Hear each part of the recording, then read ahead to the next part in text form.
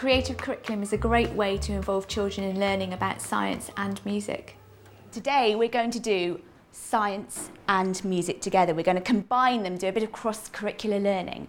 And this morning we're going to think of bones. We're going to be singing the song Dem Bones, and we're going to be thinking about the scientific name for different types of bones. I use the song Dem Bones to begin to get the children to think about the technical vocabulary for the different parts of the skeleton. We're going to start off with a little ostinato repeating pattern that goes over and over and over again, and it's got some very easy words. It goes like this. I'm going to sing it to you first. Through introducing the song Dem Bones, the children not only learn about anatomy and begin to think about the technical names of the body, but also think about singing in harmony, part singing, and also adding a rhythmic ostinato. I'm going to sing a line, and then I want you to sing it back to me. We'll do it in 2-bar phrases, okay? Bones, bones, dry bones. Bones, bones, dry bones. Bones, bones, dry bones. Bones, bones. This lesson is right at the beginning of a block of learning about bones, and I wanted to use the creative curricular approach to hook the children in, to get them really interested about discovering new things. The words of the verses are on my whiteboard, and they tell a bit of a story. What exactly do they tell us about? It's the bones, how they fit together. Let's try singing it. We're going to start off with the verse. Here we go, everybody. Now the foot bone's connected to the ankle bone, and the ankle bone's connected to the shin bone. The children are very keen and very able to lead the singing within the classroom if you're not so keen on singing by yourself. Bones, dem, bones, dem, dry bones, dem, bones, dem, bones, dem, dry bones. This activity can be made more complex for older children by adding another harmony part, or alternatively, if you're working with younger children, you can sing it in unison. Shoulder bone, and the shoulder bone's connected to the neck bone, and the neck bone's connected to the head bone. Now hear the word of the Lord. Amazing singing. But you know, I'm noticing here the head bone. We're not really scientists if we call it a head bone. What's the head bone's proper name? Yes, Sam? Skull. Skull. So we are going to be investigating some of the proper names, because in this song we don't use all the proper names of the bones. Does anybody notice how these scientific words are connected to our song? Thank you. It's a challenge. Think about the song. Go on, Joe. Well, patella is your thigh. No, it's your knee bone. Oh, your knee bone. Then what will femur be? Femur Is your thigh. yeah, go on. Think about the song. The pelvis. Is your pelvis. Good. No, the pelvis is your You're right. And the vertebrae is going to be your... your back. Fantastic. Does anybody know what language these words are in? Shay. Latin. They are indeed in Latin. Well done. And this is my challenge to you for the rest of the morning.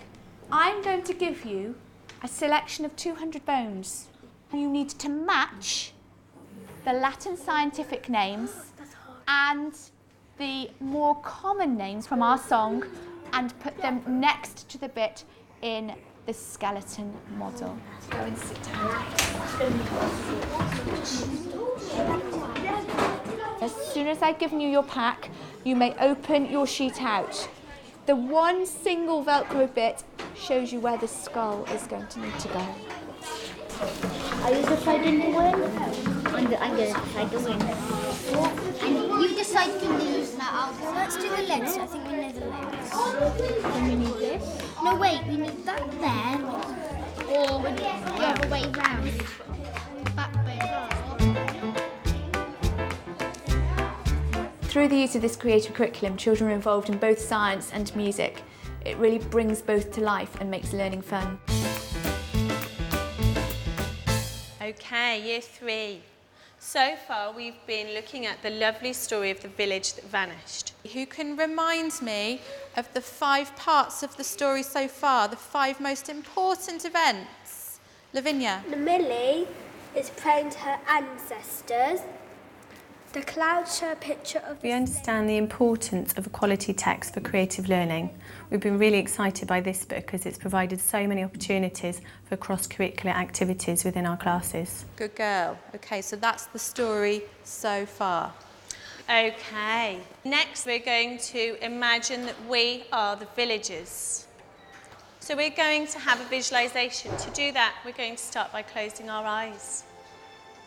Now, you, the villagers, have packed up your bags. We enjoy working collaboratively because we enjoy planning together and teaching together. We can draw on each other's strengths and learn ideas from each other. What do you feel? What are you thinking? Okay, open your eyes. We're going to explore the next part of the story.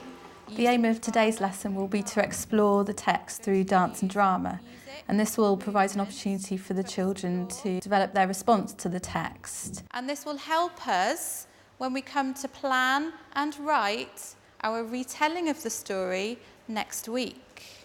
We're going to imagine that we are the villagers and we are standing staring at this gushing river in front of us. How are we going to cross it? Let's have a very quick think about the water. Can anyone think of any exciting describing words, any adjectives to describe the water? Owen?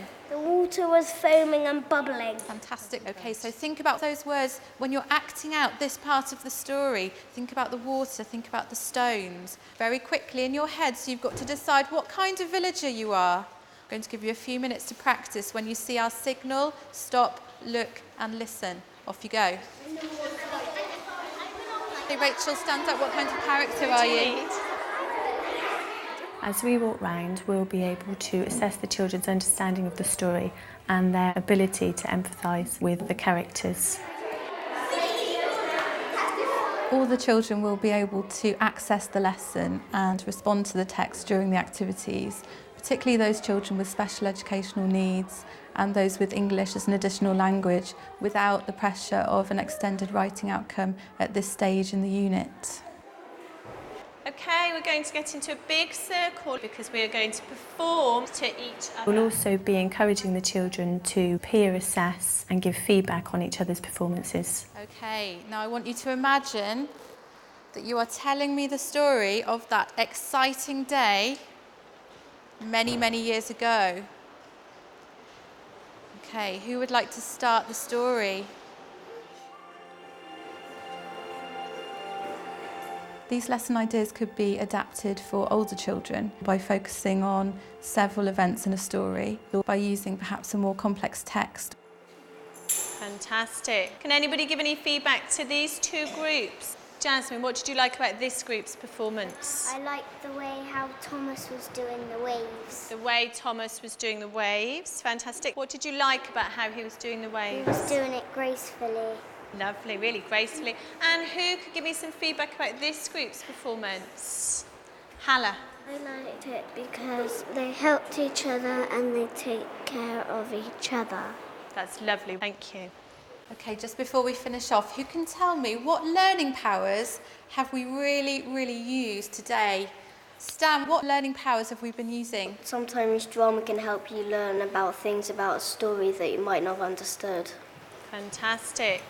I think you're all going to be able to retell the story when we come to write it in a really fantastic, exciting, detailed way because you were actually there. You know how it feels to cross the river and be a safe villager. Fantastic. I think everybody needs to give themselves a really big clap for all their hard work. We've really enjoyed seeing all of the children engaged in the dance and drama activities. All the children were able to access the activities and they were all motivated to learn.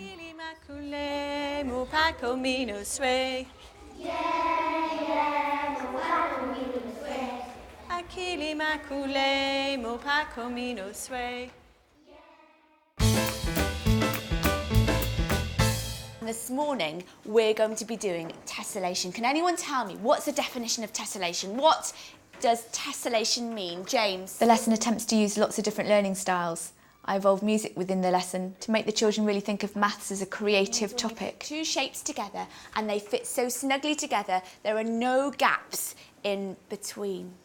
Yesterday I wandered around the school and I took my camera with me and I tried to take some pictures of things that might tessellate. Can anyone think of anything I might have spotted on my journeys around the school? Lizzie? The plaques under the office. Absolutely, there we go. The plaques under the office. Your challenge today is to create a tessellation, and here's how we're going to do it. First of all, I'm going to give you a piece of card. The piece of card is 10 square, and what I want you to do is to mark the middle point. I give each of the children a piece of card and describe how to divide it into 4 and draw a line to make a cross in the middle. Why might that be useful, Joseph? Because then you can match like pieces that you've cut out on the other side. Fantastic answer. It's the matching, isn't it? Because when I cut out of one side, I want to match it to the other side to make sure. I can explain how if they draw onto one side, they can cut it out and stick it on the other side with sellotape to make an irregular polygon. It's really, really important that your cutting is absolutely spot on your lines, because if you don't cut accurately, you'll have a gap in your design. So what won't it do? What's the mathematical word we're thinking about today? James? Tessellate. It will not tessellate.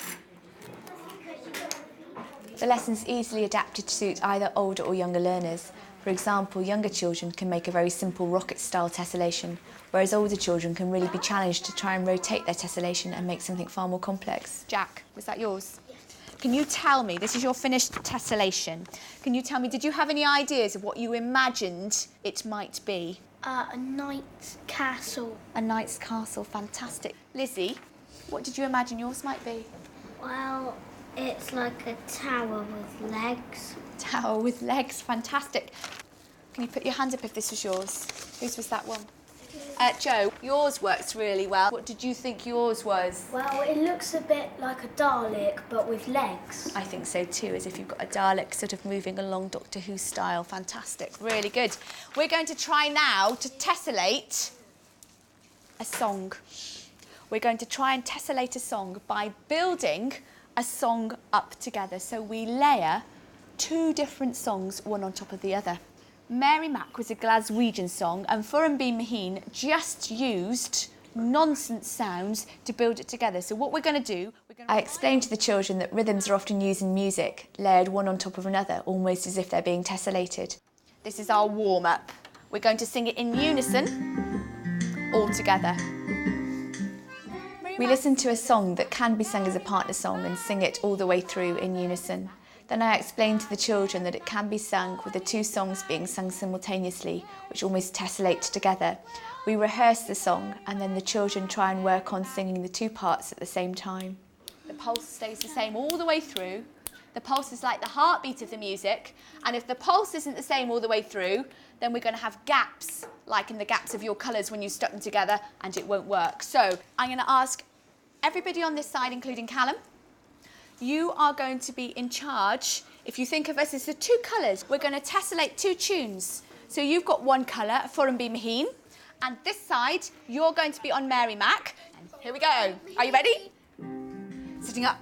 1, 2, 3, 4. Mary Mac's Saturdays for gorgeous, long and the lead. Saturdays for gorgeous, goes to Mary Mac. Saturdays for gorgeous, Mary Mac and Mary when I go to Mac. Amazing.